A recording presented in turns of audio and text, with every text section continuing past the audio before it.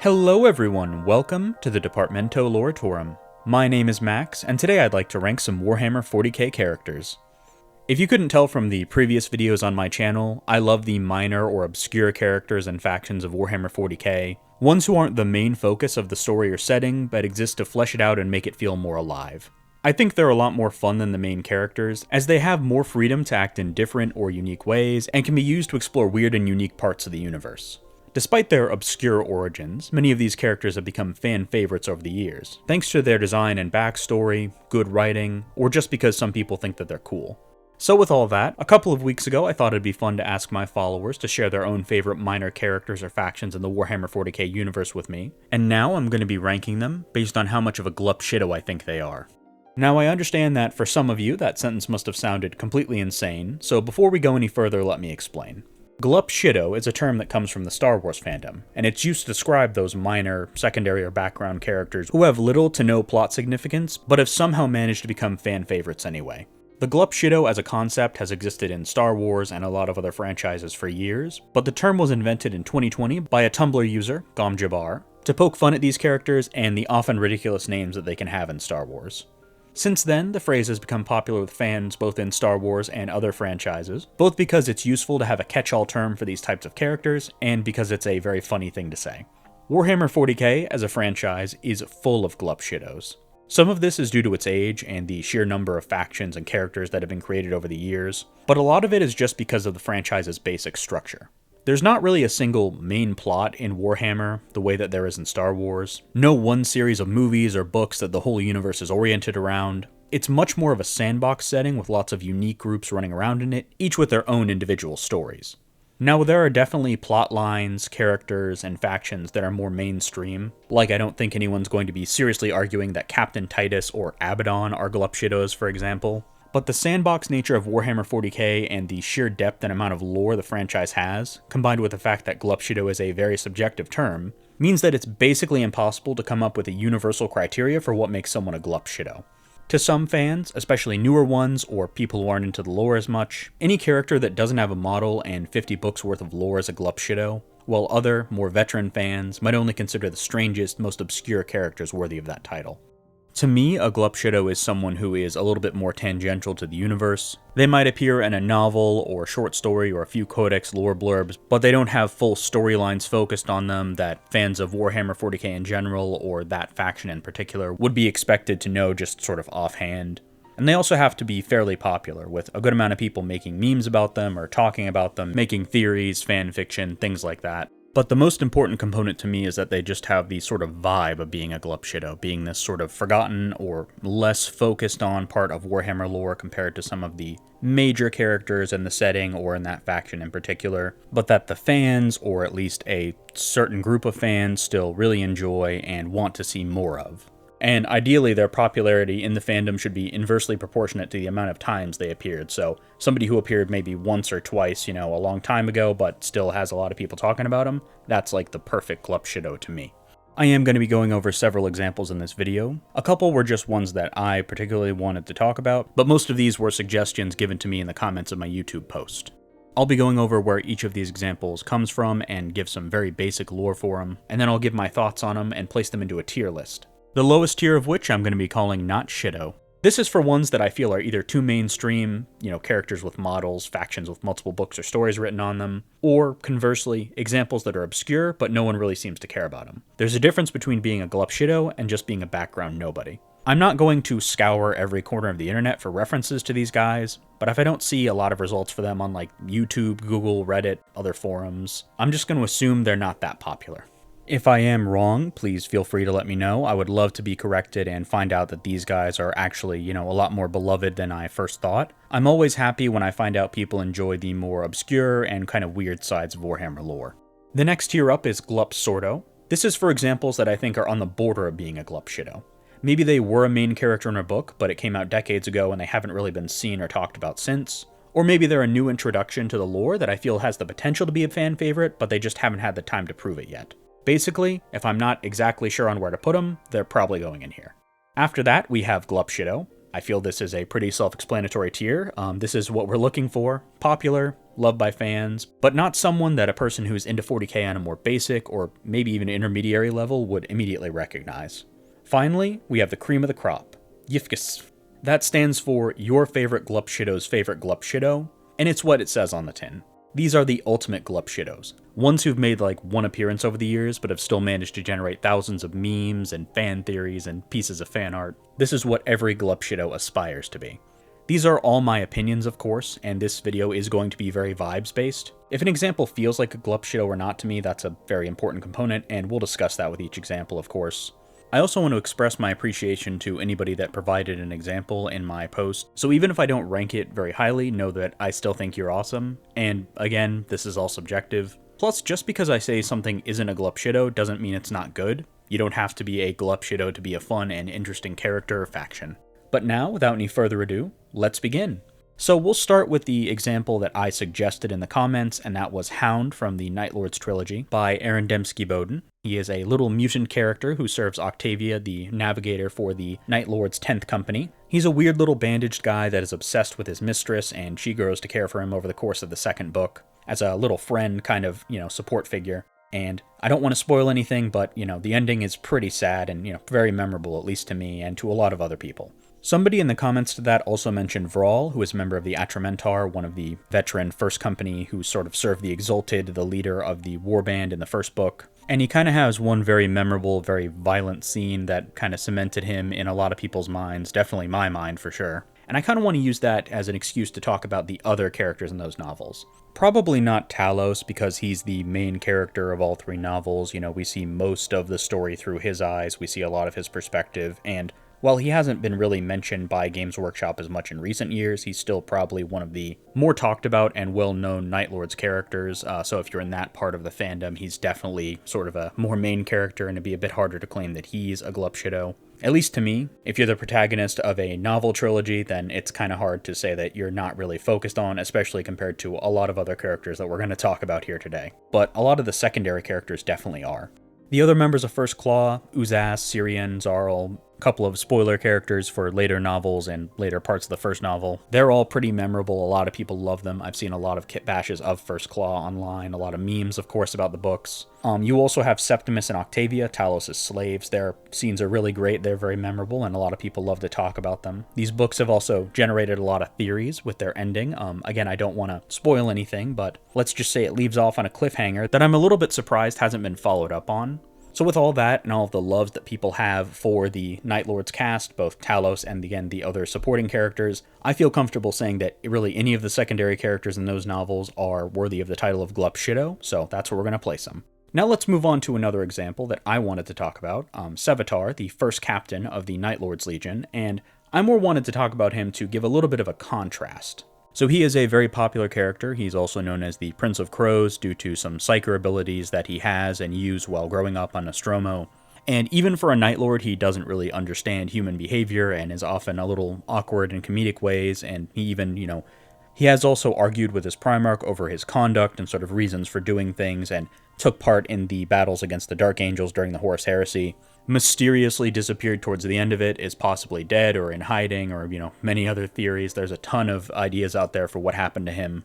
Like I said, he is a fairly well-liked character. You're going to find a lot of love for him in the Warhammer 40k fandom. So while he is definitely popular, I feel his issue is he's not really that obscure. He's not by any means a main central focus character of the Horus Heresy, but he does appear and is mentioned in several books and stories throughout it, so even someone who might be casually reading through the series is probably going to see him. And of course, as the first captain of the Night Lords, if you are just trying to learn the basic lore about it, if you have any interest in the Night Lords or even just the Traitor Legions, he's probably going to get mentioned. He's also brought up in several other Warhammer 40k books long after the Heresy, especially ones, again, focused on the 8th Legion, like he is mentioned in the 3rd book of the Night Lords Trilogy, for example. He's not to the level of a Primarch or, even Abaddon or Sigismund, another super main characters there, but he definitely does show up. You might be able to make a bit of an argument for him being a Glup Shitto just by saying, well, there are other characters that are focused on more, which, okay, understandable. But my sort of counter to that would be, well, he does have an official model available for purchase under the Horus Heresy line for GW right now, and it is kind of hard for me to say that somebody is not really a main focused on character when anybody could go on Games Workshop's website and purchase an official representation of them. That's just kind of a bit of a deal breaker for me. Anyone who has a model, or I feel like could very easily get a model without any pushback, it's a bit hard to say that they're not at least somewhat mainstream. So while again, he has more than enough popularity to be a Glup Shitto, I think his overall presence in 40k's lore, especially the Heresy era stuff, is just a little bit too high to really give him the sort of Glup Shitto status, so he is going to go down right into not Shitto. I think that's perfectly fair when you're probably one of the few Night Lords that really most 40k fans can name, right alongside Konrad Curze, Gendor Scrivok, and Talos. And interestingly, he was actually the person to first coin the phrase "Death to the False Emperor" during the Drop Site Massacre, so he definitely has left his impact on Chaos and 40k as a whole. Now let's move on to another suggestion, which is the character Zot from the Twice Dead King novels written by Nate Crowley. He is a Necron canoptic construct created by the Cryptek Mentep, who is studying the Flayer Curse. Most Necron constructs aren't supposed to be sentient, but Zot definitely seems to have a lot more going on upstairs, possibly Mentep breaking a few rules there, and he does seem really interesting. He kind of just appears in the first book of the series, but he has a much more relevant role in the second one. Again, no spoilers, but you'll know it if you read these books and you see it. Zot's definitely cool, but I couldn't really find a lot about him, online in terms of people talking about him and really hyping him up. So on his own, probably would get, not Shitto, maybe Glup Sordo, but again, I'm just going to use this as an excuse to talk about the Twice Dead King characters, which I think they're all great. This is one of the best, Necron-focused novels. Not that there are many of them. I mean, it's really this. We've got, of course, The Infinite and the Divine, and they just put out a new one recently, Tomb World by Jonathan Beer. But pretty much every side character in this is really fun and memorable, including the main characters. So the book focuses on the Ithacus dynasty, which is a dynasty that is suffering from the Flayer Curse. And it's led by Unis, who is the Pharaon of the dynasty, and let's just say his best years are behind him. As well as his sons, Joseris, who is the eldest son, the sort of loyal, dutiful, very practical and skilled son, but very rigid in his honor and thinking. And Ultix, who is the disgraced younger son, who is the protagonist of the novel, and we learn quite a lot about him over the course of the two books.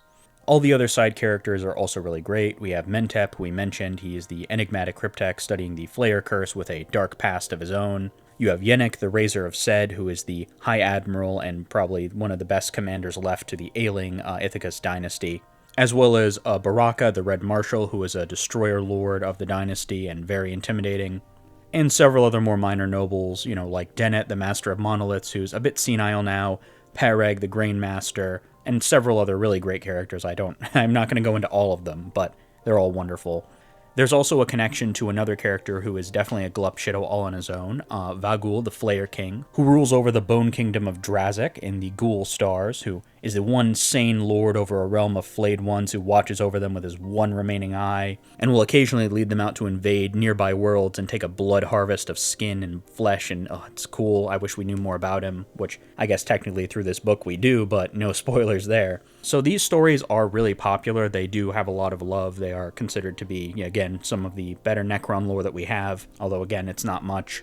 I feel like if I was rating the book series as a whole, it would probably be Glup Sordo, or more likely not Shitto, because it is one of the major bits of Necron lore we have. But if we're talking about the side characters, especially like Mentep and Joseris are very popular, I think they are deserving of Glup Shitto status.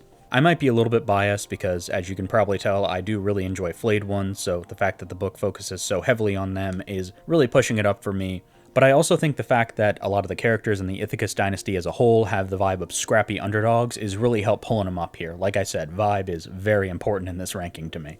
For our next example, someone suggested Andrej from the Helsreach novel written by Arendem Skwadron. So he does fight for the Steel Legion on Armageddon during the Third War, obviously fighting in Helsreach Hive under the command of Reclusiarch Grimaldus. He is a very unserious soldier, especially for a supposedly elite stormtrooper, and he actually ends up meeting the Reclusiarch a few times, who is normally very baffled by just his whole manner. He is obviously trying to survive, and of course prove to one of his comrades that he is a worthy partner for her, which will end well, I'm sure. He is sort of the comic relief of the book, provides some much-needed levity. He also showed up in the sequel novella Blood and Fire, also by Aaron Dembski-Bowden, where he participated in the Salvation of the Celestial Lions chapter, which, is always cool. We love the Celestial Lions. And he does have a bit of bad luck when it comes to, let's just say, after-battle records, which does provide a little bit of extra humor at the end of both stories, so he is a fan favorite. Probably one of the most popular Guard characters, even more than a lot of ones who currently have models. People love him. He was in, of course, the Helsreach fan animation. He's been in memes. These people have talked about him. He's really well beloved, especially considering he's only made an appearance in one book and one novella. I think he is instantly deserving of your favorite Glup Shitto's favorite Glup Shitto, and I don't really anticipate anyone arguing with me about that. He's just great. Forget bringing back Primarch GW. I want you to bring back Andrej. Let's move on, and this next person actually recommended a few different characters. First off, it was Chaplain Xavier and Sergeant Naaman from the Salamanders and Dark Angels, respectively. They're both characters who are actually dead by the time of modern 40k.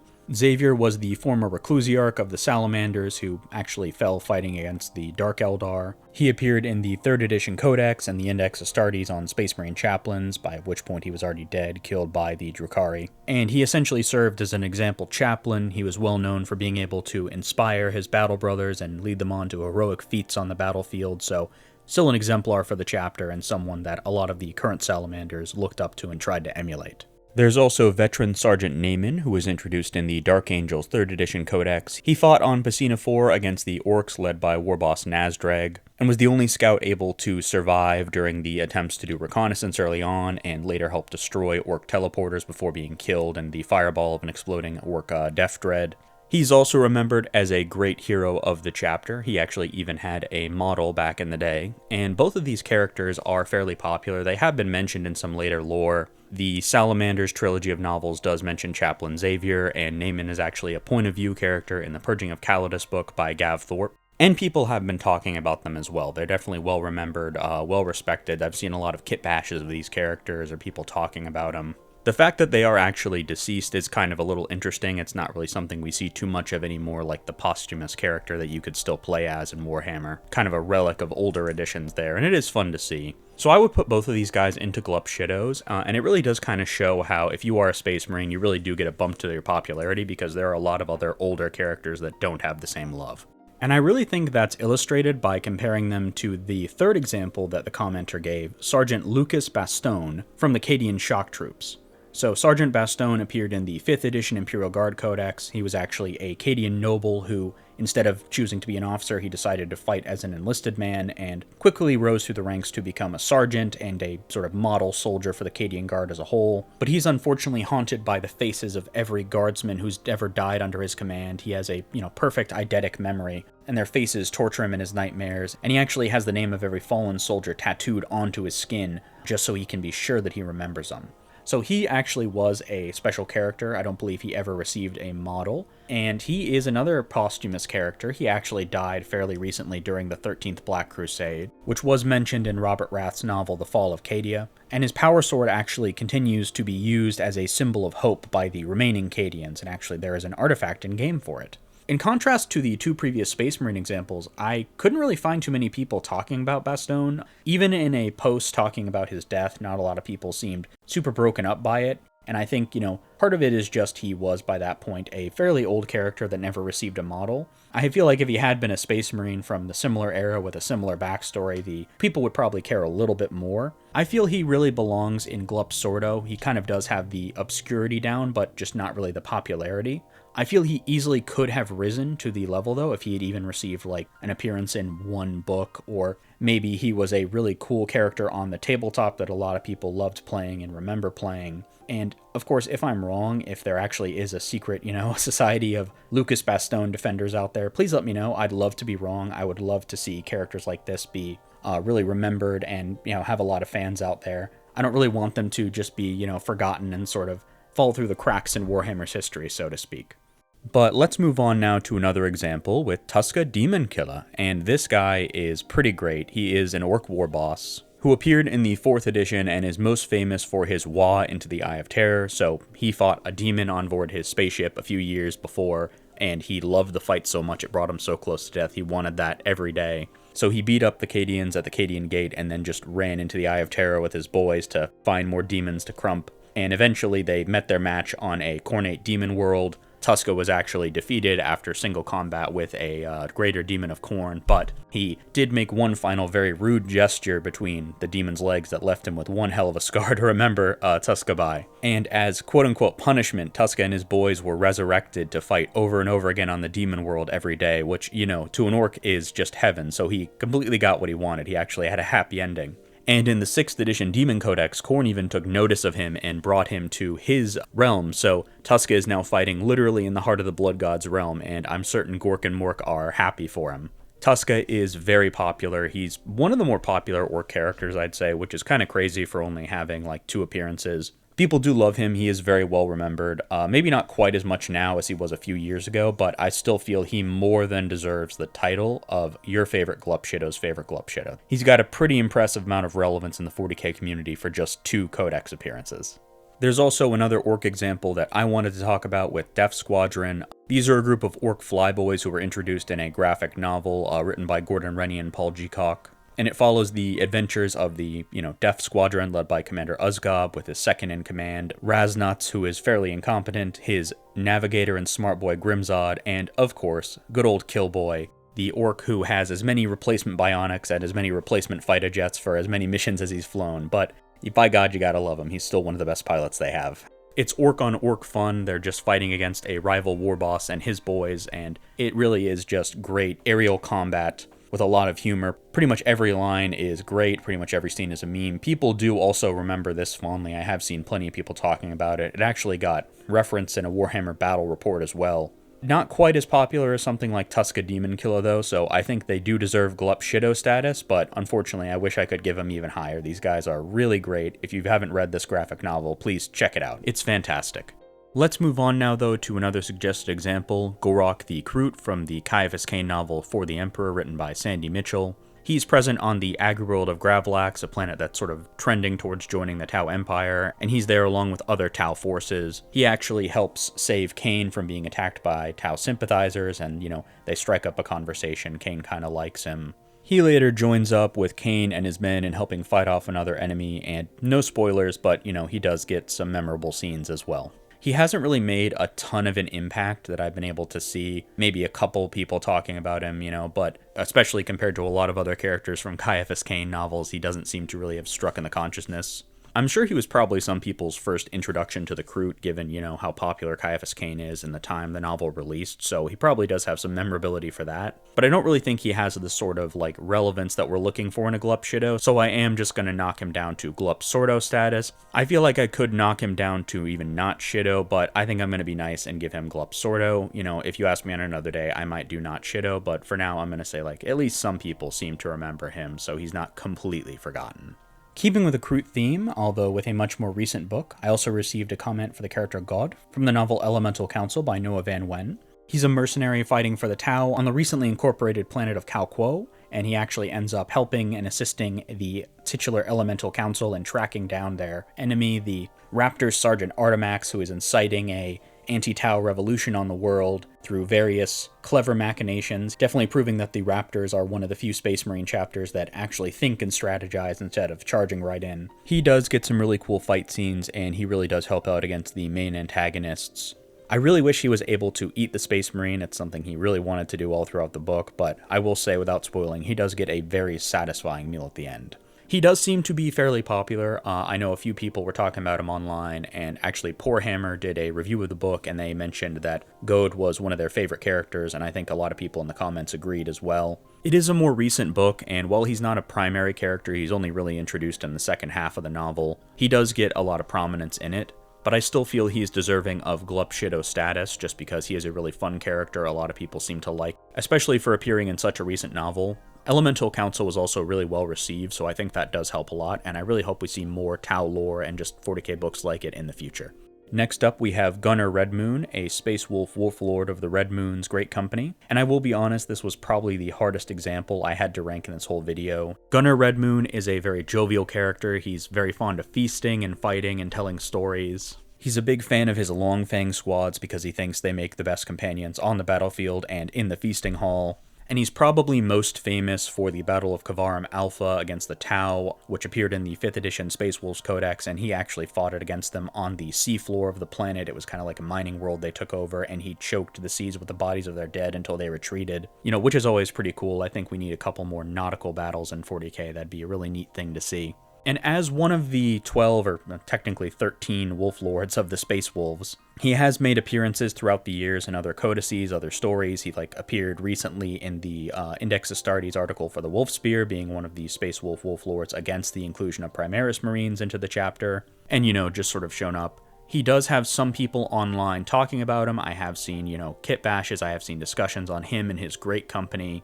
So he is kind of hard to rank because on the one hand, he isn't the most popular Space Wolves character. That's like Ragnar Blackmane, Logan Grimnir. He's definitely not up there in popularity. But on the other hand, he's one of the few canon options if you want to play Space Wolves for, your Wolf Lord and who, will lead your group, which it's kind of hard to say that makes him obscure then if he's one of only, literally a dozen choices you have. I could see Games Workshop making a model for him tomorrow and nobody really batting an eye. Plus, while I see people talking about him, I don't really see a lot of outpouring of love, like the kind of way you see for a Glup Shitto. I think I am going to put him in not Shitto just because I feel like he's a little bit too high profile and not popular enough. I'm not ordering these in the tiers, but if I was, I'd probably put him right at the top, close to Glup Sordo. And honestly, if you asked me tomorrow, I probably could go anywhere from Glup Shitto to not Shitto. It's just such a weird thing. This is probably one of the more confusing types of characters to rank. If you disagree, I get it. I would probably agree with you on another day, but I think for right now, the way I'm thinking, not Shitto. Let's move on now to a much simpler example with the Steel Confessors. These guys are an Iron Hand successor created by the Adeptus Mechanicus to sort of serve as guardians of their own Forge worlds and holdings. They're not technically under the authority of the Adeptus Mechanicus, but they do have very, very close ties to them and do worship the Machine God. They actually lost their original home world, a Forge world, to High Fleet Behemoth and are currently defending their new holding from High Fleet Leviathan as of the last information we had for them. They only really appeared in a 2005 Games Day event. They were sort of a chapter created and given an Index Astartes article by Games Workshop, and even had some statues at the event showing them off and acting as the protagonist there, fighting against the Tyranids. They haven't really been seen since. They've been referenced in the Voice of Mars novel as well as in the Night Lords trilogy, in literal, one sentence sort of things, but they haven't really shown up. And for a long time, we didn't even have official confirmation of their lore. It was only this last year that somebody actually gave a real copy of the Index Astartes article, so we can definitively say they are, an Iron Hand successor that actually existed. A lot of Space Marine successor chapters are great picks for Glup Shittos, except for maybe some of the more obscure and forgotten ones, or conversely some of the bigger and more beloved ones. But the Steel Confessors sort of even transcend that because they have such little canon lore that was even lost for a long time. But because of that interesting meta backstory, they have become really popular. That and the fact that they're one of the few Iron Hand successors. Adeptus Ridiculous recently made a video about them. Lots of people have spoken about them. I've seen people painting them and talking about them. So I think they even transcend Glup Shitto status and they go straight into your favorite Glup Shitto's favorite Glup Shitto. It's kind of insane how little they have written on them compared to how much the fandom talks about them. I can't think of a better example for a Space Marine chapter than them. Somebody else also suggested the Wrath, a Khornate Demonkin warband from the 7th edition Demonkin Codex. These guys worship a bloodthirster named Abragax and his honor guard, the Charnel Reapers, and want to emulate them. So they act incredibly brutally in combat, even for Khorne Berserkers, and once the fighting is done, they will often begin a grisly cannibalistic feast, eating the flesh, using the skin and bones as decoration, and, of course, creating a pile of skulls as an offering to Khorne. I know from some of my own videos on Khornate warbands that the Demonkin warbands do have their fans. Not quite as popular as a ton of other Chaos warbands, unfortunately. I feel like they are deserving of Glup Sordo status. There are people out there who remember them, but not enough to really push them up, unfortunately. It does feel like a lot of them have been kind of forgotten. A few, like the Brazen Beast, have kind of gotten a little bit more focus recently, and I feel like more people would recognize them. But the Wrath specifically, I feel just haven't gotten enough focus for people to really remember them and, sort of even recognize them if you showed them a color scheme. It is a shame one of my favorite Khornate warbands, the Harvest, is also from this codex. These guys, they love fighting in siege battles, but they don't like actually making the fortifications, so when a world's about to be invaded, they will attack it beforehand and take over the fortifications, consecrate them in blood, and then defend it as if they were their own. It's just great. I really hope we get more focus on the Demonkin warbands in the future. They're all fantastic and add a little, more unique, flavorful ways to play as Khorne, and I feel like we definitely need a lot more of that in Chaos warbands. So hopefully eventually there'll be Glup Shittos, but for now, Glup Sordo. Interestingly, for this next example, I had two separate people suggested, and it is Corsair Voidscarred by Mike Brooks. One person suggested the more minor Eldari characters in the book. They say they really show off the variety of the Eldari race, and I agree. I'm really liking a lot of characters in this book so far. I'm about halfway through it. I like Zila Flickerstep, and I really like the exiled Admiral Tanar so far. I have not finished the book, but I am working on it right now, and I am really enjoying it. I like seeing what's going on with the Star Splinter Corsairs, and I really hope that they make it out okay. And of course, another person suggested Uzgal the Magnificent, the Orc Grand Captain of the Bad Scab Buccaneers, who's basically the main villain of the book. I will always support an orc, and freebooters are always cool. I'm loving him so far. Corsairs and freebooters in general are kind of like Glup Shitto factions for the Eldar and orcs respectively. They haven't gotten as much focus as a lot of the other like clans and craft worlds and different, paths of the Eldar, but a lot of people do love them, and I'm glad to see they're getting more focus soon. These are recent books, but people do seem to be really fond of them. I mean, the fact that two separate people suggested characters from this book kind of does show something. So I think Voidscarred as a whole is deserving of Glup Shitto status. Moving on, someone suggested Haarken Worldclaimer and a few other more minor Black Legion warlords from the 10th edition codex. The other guys, they haven't really received much focus outside that book. They were really just sort of examples for what you can do, but Haarken Worldclaimer, we can definitely talk more about him. Haarken Worldclaimer is actually a fairly major Chaos warlord within the Black Legion. He serves as Abaddon's Herald. Actually, he used to be part of the Night Lords before he came to the Black Legion, and fought for Abaddon on the world of Vigilus, and then, ended up taking most of the Naaman gauntlet for him, so he's actually a pretty big deal. He appeared in a lot of campaigns. He appeared in the recent 10th edition codex, where we actually learn a good deal about his backstory. And of course, he does have a current model. He is a named character that you can purchase and play in Warhammer 40k, and for that reason, I really do feel like he's not a Glup Shitto. It is kind of hard for me to say that anyone's a Glup Shitto when I can literally go out and purchase a official version of them to play right now from Games Workshop, and especially somebody who's appeared in so many recent campaign books and codices. Not to say he's a bad character or anything, I like his design, and he's been very successful, but yeah, not Shitto. Somebody also suggested Sycorax, a Calidus assassin from the Robert Rath novel Assassinorum Kingmaker. She's part of a team who's trying to stop the Night World of Dominion from sort of seceding from the Imperium. And she's a very kind of flippant character, not really getting along with all of her other comrades. She obviously can also transform into other characters, which is pretty neat, and, as an assassin, she's pretty badass. I don't really see a ton of people talking about her. Not a lot of people seem to really be in love with her. She is fairly obscure, and a few people have mentioned her. I mean, obviously, I got a comment on her, so somebody at least remembers. But I do really feel like she's more of a Glup Sordo, maybe even not Shitto, but I think I'll go Glup Sordo. And I really do think this video is showing how big of a buff characters like Space Marines or Orcs have compared to a lot of other different factions in Warhammer 40k in terms of memorability, where a lot more people recall and talk about them than they do like Assassins or Imperial Guard characters or anything like that. Moving on, someone also brought up Mordrak, who is a former Emperor's Children who's now serving as the Castellan of Castle Sublime, which is like a sort of trading port within the Eye of Terror.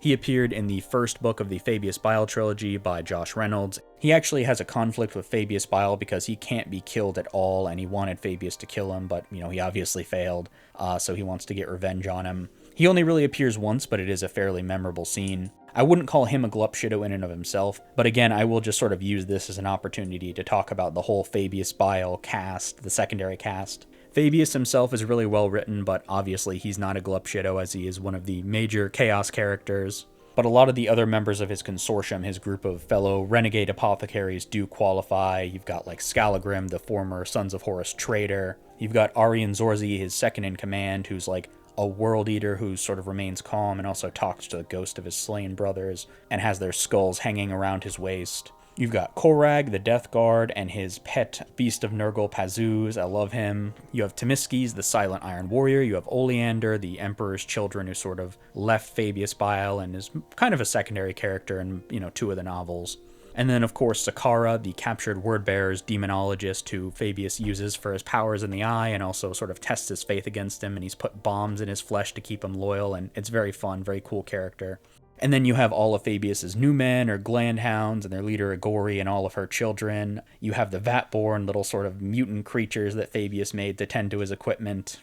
And then really any of the Emperor's Children members of the 12th Millennial, the main Emperor's Children warband in the novel that sort of has a connection to Fabius. Savona, the human who's sort of mutated and absorbed the armor of a space marine, and now she's a leader in the warband. Ramos, the noise marine Diamat, Key, the Eldar Corsair, Merix, they're all good. I could literally go through every character and talk about how fun they are, but I won't. They have a lot of love online, especially a lot of the secondary characters, so I think they are well deserving of Glup Shitto status. Someone also brought up the Exorcist chapter, and while earlier on I mentioned that most Space Marine chapters make good Glup Shittos, I think the Exorcists are kind of different, and I will explain. The Exorcists are actually a chapter from the 13th Founding, and they will get possessed by demons and then exorcise them from their bodies in order to gain extra resistance to their effects and be better at fighting them, although it does come with a cost of damaging their souls and giving them, minor mutations and stuff. They first appeared in the Badab War, and for a long time they really were just sort of one of those secondary chapters. Their main connection was to the Badab War, and also the Gothic War. They fought in that as well. But in the last few years, they have really come to prominence. They received an Index Astartes article going more into their backstory. They actually showed up in a Hammer and Bolter episode fighting against Lucius the Eternal, and recently received a novel from Robbie McNiven, Oath of Damnation, covering their efforts to stop a Cornate demon from manifesting itself. So it seems like Games Workshop has started to focus on them more, which I'm fine with. I think they are a cool chapter. But the fact that they are getting a lot more mainstream support does kind of seem like they're falling away from being a Glup Shitto. I think for now I will put them in not Shitto just because it does seem like they are becoming one of the more prominent successor chapters, alongside groups like, the Carcharodons, the Crimson Fist, I could easily see them getting another novel or even, a full model soon, so not Shitto, but I'm glad for them. I'm glad they're getting more focus. Another suggestion was the Chaplain Demetrius from the Dark Angels 5th Company. He appeared in the novel Lazarus, Enmity's Edge by Gary Closter. He cares a lot about the men under his command, and especially about Lazarus. He really helps him out as well, and he's even capable of having fun and kind of joking around with some humans too. So he has a bit less of a stick up his ass than sort of the average Space Marine chaplain, which is fun. Normally, I probably would put him in Glup Sordo status, but his comment actually has the distinction of getting the most likes out of any of the ones in the post I made, so I really do feel like that has to count for something. He does seem to be popular, at least within the Dark Angels community. The book only released a couple of years ago, and already, people are liking when he's mentioned, so I feel like I am going to give him Glup Shitto, probably a bit lower in the Glup Shitto status, but, again, I will let that count for something.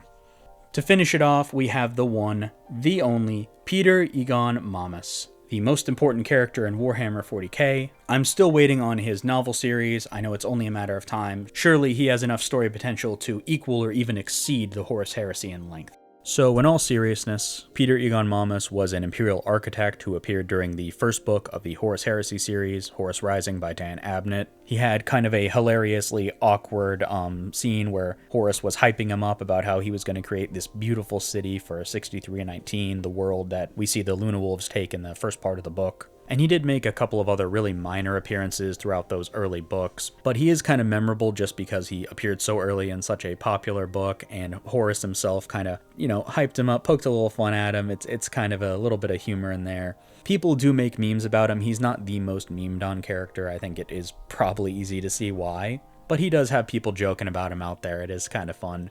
And I also think, relative to his very few appearances, he definitely has a lot more focus. But more importantly to me, a character like this just has the perfect vibe of a Glup Shitto. Going back to the Star Wars example, he's the total, one of the pod racers in episode 1, guy in the back of the cantina, who people just look at and are like, this guy's hilarious. I'm going to ironically decide to make him my favorite character in all of Warhammer 40k, and he's become one of my favorite Warhammer Glup Shittos, just a completely useless character, and for that reason, I'm going to give him your favorite Glup Shitto's favorite Glup Shitto. So those are my rankings. Let me know what you think. It is a bit of a top-heavy tier list, but that's fine with me. Like I said, Warhammer is full of Glup Shittos, so I sort of expected this. If you suggested an example and I didn't get to it, I'm sorry, I just got a bunch. I'd be happy to do another video like this in the future, so if I missed them, I can cover them in that one too. Please also tell me about your favorite Warhammer 40k Glup Shittos in the comments, and if you enjoyed this video, please consider becoming a patron or channel member. You can join awesome members like Wolfrey, Grubus, Error404, Sully, Mr. Danger Zone, Isfly, Lord Spud117, and Immoral Burns, while getting access to cool perks like members-only polls and early access to videos. Please also don't forget to like, comment, and subscribe. It really helps the channel out in the YouTube algorithm. For now, thank you and have a good day. Bye!